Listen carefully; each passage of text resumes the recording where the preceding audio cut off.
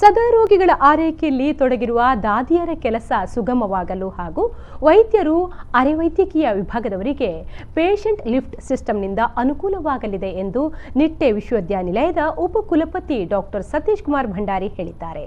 ಅವರು ನಿಟ್ಟೆ ವಿಶ್ವವಿದ್ಯಾನಿಲಯದ ವೈದ್ಯಕೀಯ ಉಪಕರಣ ಅಭಿವೃದ್ಧಿ ಯೋಜನೆಯಡಿ ವಿನ್ಯಾಸಗೊಂಡು ತಯಾರಿಸಲಾದ ಪೇಷಂಟ್ ಲಿಫ್ಟ್ ಸಿಸ್ಟಮ್ ಉಪಕರಣವನ್ನು ದೇರಳಕಟ್ಟೆಯ ಕೆಎಸ್ ಹೆಗಡೆ ಆಸ್ಪತ್ರೆಯಲ್ಲಿ ಬಿಡುಗಡೆಗೊಳಿಸಿ ಮಾತನಾಡಿದ್ರು.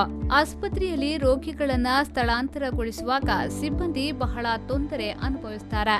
ನರ್ಸುಗಳು, ವೈದ್ಯರು, ಅರೆ ವೈದ್ಯಕೀಯ ವಿಭಾಗದವರು ತೊಂದರೆಯನ್ನ ಗಮನಿಸಿ ಉಪಕರಣವನ್ನ ಬಿಡುಗಡೆಗೊಳಿಸಲಾಗಿದೆ ಎಂದರು. ಒಂದು ಮೆಡಿಕಲ್ ಡಿವೈಸ್ ಅನ್ನು ನಾವು ಇವತ್ತು ಉದ್ಘಾಟನೆ ಮಾಡಿದ್ದೇವೆ. ಈ ಮೆಡಿಕಲ್ ಡಿವೈಸ್ ಅಂದರೆ ರೋಗಿಗಳನ್ನು ಒಂದು ಕಡೆಯಿಂದ ಇನ್ನೊಂದು ಕಡೆಗೆ ಶಿಫ್ಟ್ ಮಾಡುವಾಗ ಕೆಲವು ತೊಂದರೆಗಳಿರ್ತವೆ. ಅವರ ಭಾರ ಅದನ್ನು ಒಂದು ಮನುಷ್ಯರೇ 4-5 ಜನ ಸೇರಿ ರೋಗಿಗಳನ್ನು ಒಂದು ಸ್ಟ್ರೆಚ್ಚರಿಂದ ಅಥವಾ ಆ್ಯಂಬ್ಯುಲೆನ್ಸಿಂದ ಅಥವಾ ಒಂದು ಕಾಟಿನಿಂದ ಇನ್ನೊಂದು ಕಾಟಿಗೆ ಶಿಫ್ಟ್ ಮಾಡುವಾಗ ನರ್ಸ್ಗಳು ಮತ್ತು ವೈದ್ಯರು ಭಾಳಷ್ಟು ಮತ್ತು ನಮ್ಮ ಪ್ಯಾರಾಮೆಡಿಕಲ್ ಸ್ಟಾಫ್ ತುಂಬ ಕಷ್ಟಪಡಬೇಕಾಗ್ತದೆ.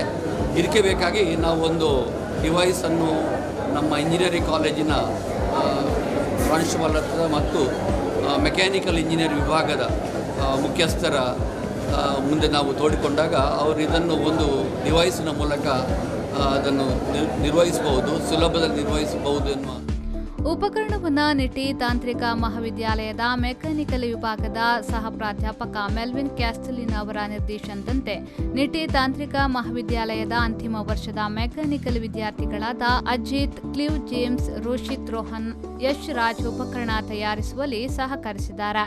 ಕಾರ್ಯಕ್ರಮದಲ್ಲಿ ವೈದ್ಯಕೀಯ ಅಧೀಕ್ಷಕ ಮೇಜರ್ ಡಾಕ್ಟರ್ ಶಿವಕುಮಾರ್ ಹಿರೇಮಠ್, ನಿಟ್ಟೆ ತಾಂತ್ರಿಕ ಮಹಾವಿದ್ಯಾಲಯದ ಪ್ರಾಂಶುಪಾಲ ಡಾಕ್ಟರ್ ನಿರಂಜನನ್ ಚಿಪ್ಲಂಕರ್, ಸಂಶೋಧನಾ ವಿಭಾಗದ dean doctor Sudesh Bekal, mechanical ವಿಭಾಗದ ಮುಖ್ಯಸ್ಥ ಡಾಕ್ಟರ್ ಶಶಿಕಾಂತ್ ಕರಿಂಕ ಉಪಸ್ಥಿತರಿದ್ದರು. ಆರಿಫ್ ಕಲ್ಕಟ್ಟ, ವಿ4 ನ್ಯೂಸ್ 24/7 ಉಳ್ಳಾಲ.